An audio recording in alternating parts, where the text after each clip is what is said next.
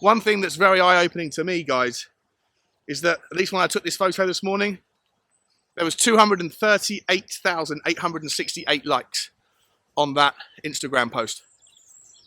And I'm pretty certain not one of them was from a player. I'm pretty certain not one of them was from Christian STELLINI, or Ryan Mason, or Daniel Levy, or anybody.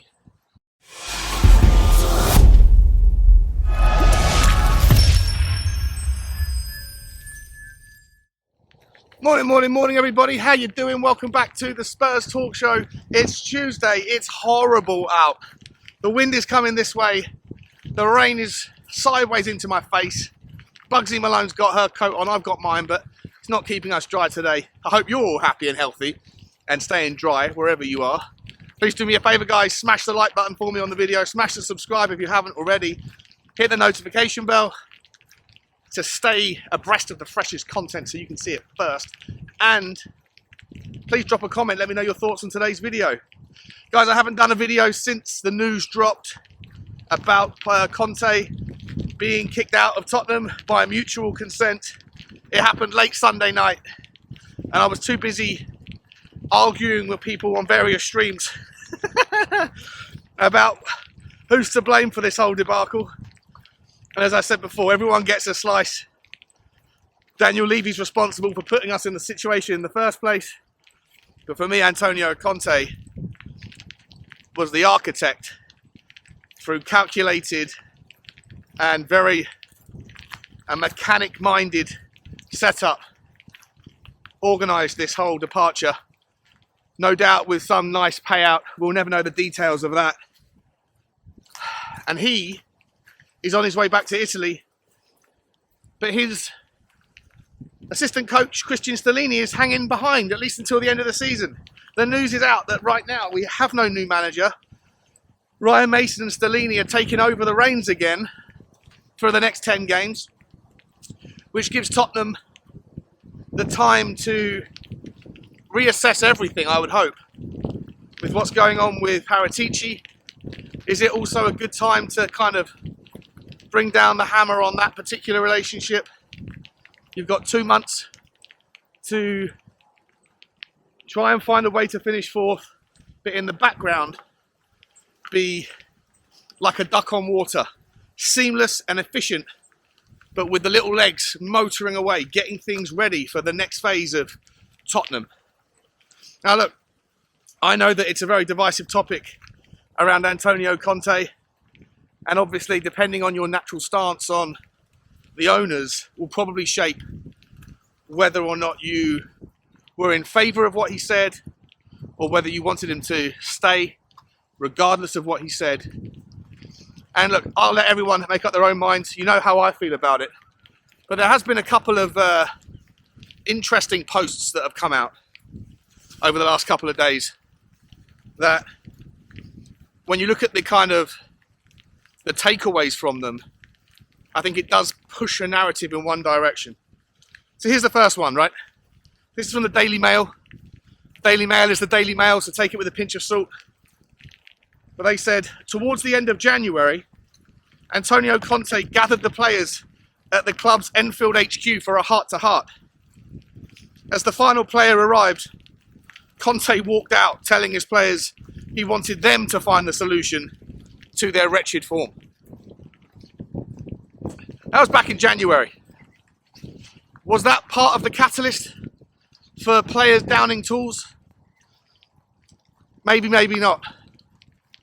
You know, maybe it's consistent with his idea that the players need to figure it out. The players need to, increase their engine, their mental engine, drop it into another gear, find the reasons to stop moaning and complaining, and man up as professionals, have the desire to do your job. Listen, on paper, all of that sounds good. But if that's true, then I ask the question again that I've asked a lot of times recently. Why on earth were we paying that man £15 million if all he thought his responsibilities were to pick a team and pick a certain formation on a tactics board? Because ultimately, for 16 months, 17 months, however long we had him for, we always saw the same formation, 3-4-3. Okay, on very rare occasions when we were chasing games, he might make very late, impact subs to go to a 4-2-4 gung-ho and see how that figured out. But ultimately, I don't think anyone would deny that the formation was rigid.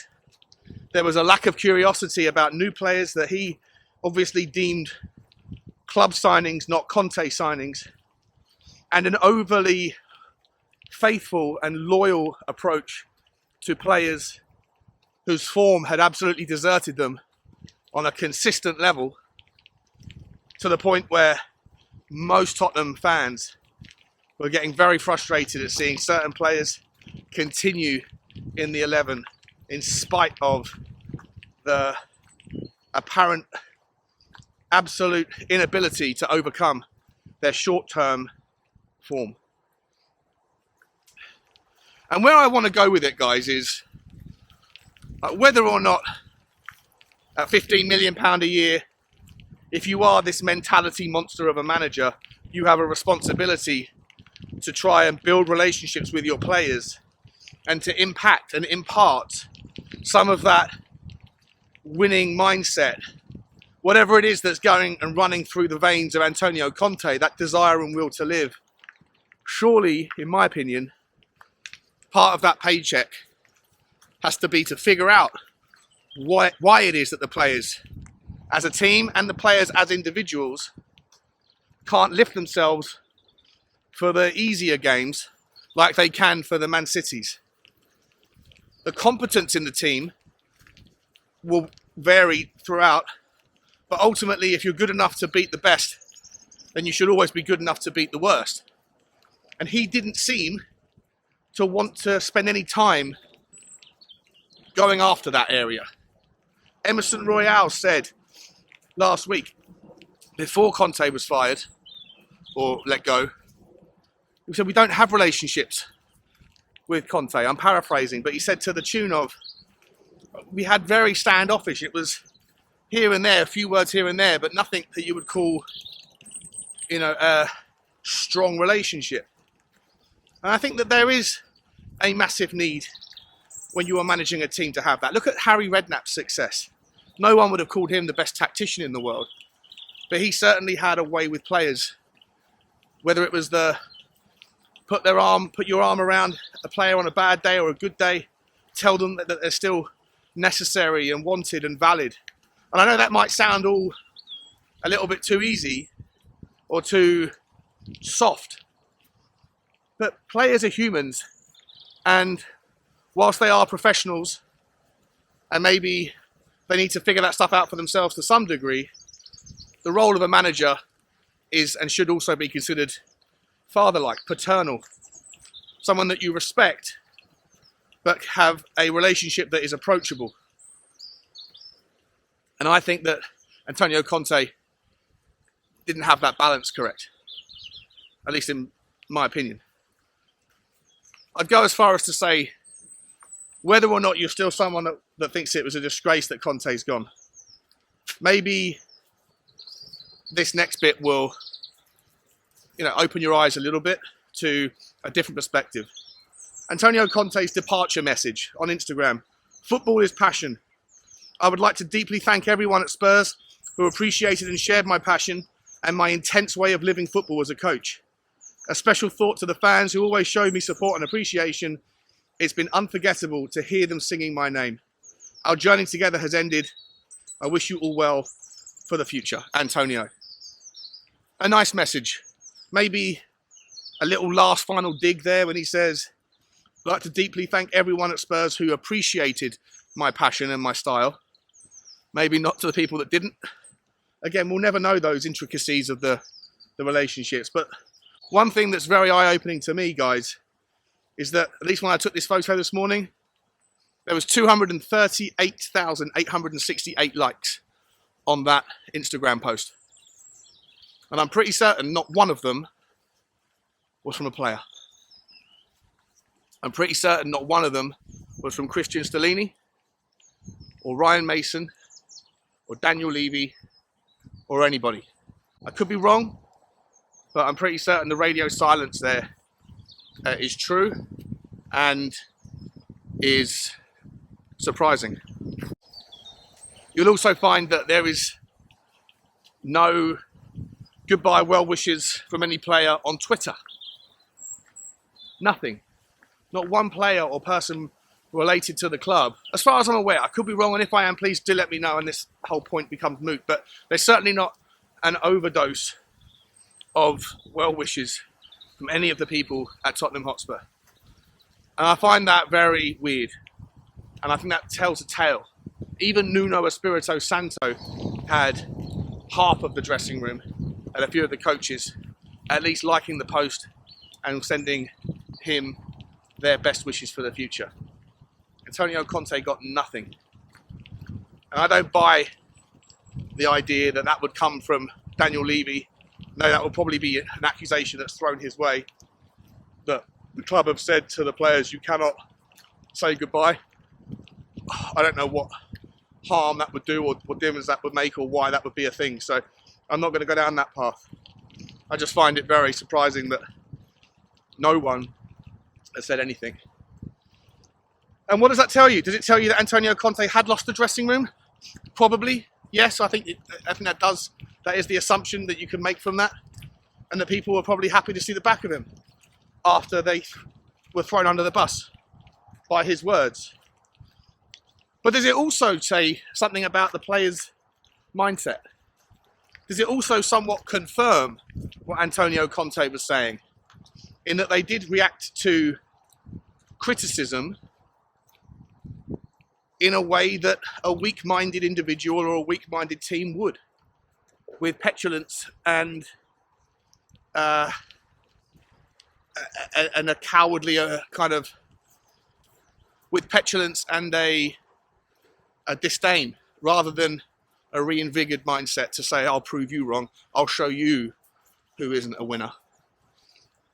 I think you can make the argument that both are true. And let's just hope that the next manager comes in, has a better approach to the psychological side of the game than at least what I have seen of Antonio Conte. That he invests more of his time to understand the players, to have relationships where you can create that nuance and find the path to get the best out of every individual.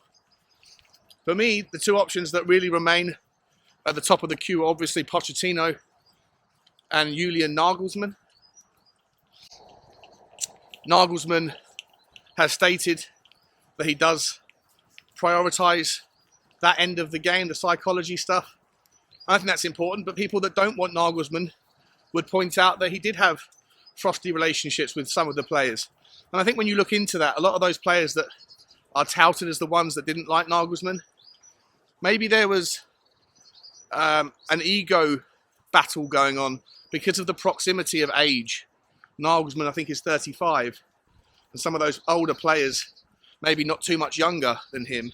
And so the idea of their seniority, their amazing careers that they've had, to be at Bayern Munich, to have someone who's essentially the same age as them barking orders,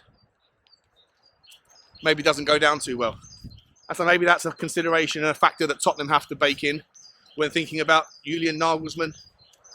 Whilst he might be a brilliant tactician, a dynamic, versatile manager that can play several different formations and is always trying to think ahead and with innovative strategies, maybe some of the older players at Tottenham may have an issue if he starts to scream and shout, after bad performances at those players. Hugo Lloris, very similar age, I'd imagine. Hugo may even be older. Sonny, Harry Kane, if they're going to be there. Perisic, I'd imagine Perisic probably leaves in the summer and goes back to Italy anyway. And that's not a problem for me. But it's an interesting side gig. So a side note, I guess, that maybe we need to factor that into our thoughts around whether or not he is the guy. And then you've got Poch. Everyone knows how much everyone loves Poch, the people's favourite, the fans' favourite. But there is that risk of, going back to your ex. How often does it really work out? Not sure the data would support the strength of that idea. And You know, did he have better tools to do his job last time round? Was he competing with teams as strong as he would be this time round? The dynamic and the variables have changed significantly over the last 4 years, not just within Tottenham, but obviously around the Premier League. Will Pochettino be given the tools to reinvent and rebuild the squad, in his view? For me, I'm happy with either. I'll get behind either. I'd even get behind one of the other 2 or 3 names that are primary kind of outsiders for the job. Although I think that when I look into those guys, there's less interest in me on a strength of skill set viewpoint. And also I think that a lot of them come with their own barriers to entry. Things like Amorim's release clause would probably be prohibitive. So we'll see what happens there, guys. For me personally, I'm happy with Poch. I'm happier with Nagelsmann. And I'll leave you with a video clip from my effort on Al Jazeera TV yesterday. And that explains predominantly why Nagelsmann is my number 1 choice. Like, share and subscribe, guys. Drop a comment. Let me know your thoughts. And as always, bye-bye. We spoke to Sean Butler from Tottenham fan channel SpursTalkShow, who told us that although Pochettino would be a popular appointment with most supporters, he's not his first choice.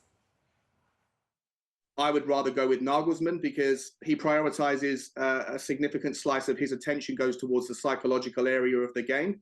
He says that 70% of his effort is tactical, 30% is psychological. He has unique relationships with every player and tries to figure out the nuances of how to get the best out of them. That, to me, is really important. You know, I think Conte was wrong to say what he said in the arena that he said it, when he said it. I think all of that was calculated and a manufactured issue to try and get himself relieved of his duties. But what he said was correct, that Tottenham do have a psychological barrier to success. And I think the next manager that comes in needs to have one eye on that element to be able to get the best out of the players and figure out whether it's the carrot, whether it's the stick, or what combination of both is necessary to try and elevate their confidence and their reassurance in themselves to get over the line. And I think that whilst Pochettino would be a fantastic boon for most fans, everyone would get behind him. I think for Tottenham's success to happen quicker, I personally would go with Julian Nagelsmann.